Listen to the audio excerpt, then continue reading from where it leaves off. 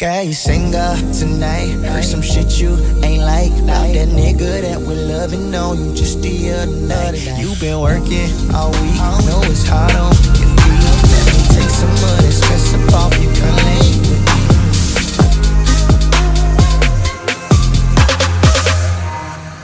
Nous voilà la veille du départ de cette manifestation qui prend une ampleur plus conséquente d'année en année. Au lendemain de la soirée d'ouverture, barreurs et équipiers se retrouvent à la marina du Robert, point de départ et d'arrivée de ce raid.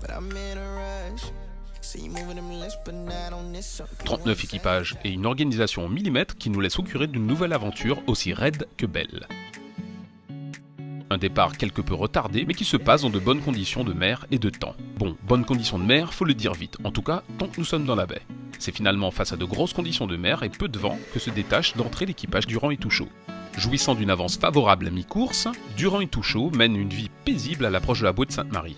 Une avance qui font comme neige au soleil, pour cause leur stratégie de recherche de vent au large s'avère moins payante que ses adversaires qui auront choisi de partir à terre. On les voyait qui arrivaient, nous on touchait pas encore la pression, donc on tentait des coups un peu à droite, un peu à gauche. Au final, je pense qu'on n'a pas trop mal tricoté parce que. Non, parce qu'on était recentré, donc voilà, on était un peu protégé, je crois. On a joué safe. Ouais. On a eu peur souvent. Hein. On a beaucoup travaillé pour prendre de l'avance, prendre tous les surfs un par un, et puis mètre par mètre on partait, et puis quand le grain est rentré, on a tout perdu, quoi. Longtemps attendu dans les premières places, l'équipage martiniquais passe la ligne en 11e. Le souci, c'est qu'après, le vent a commencé à baisser et je dirais il fallait se placer devant et c'était relativement compliqué parce que les autres, ils marchent aussi bien, voire mieux. Après, quand on a fait la première descente, on a essayé un peu de rattraper ceux qui étaient devant, mais eux aussi, ils vont très vite, quoi.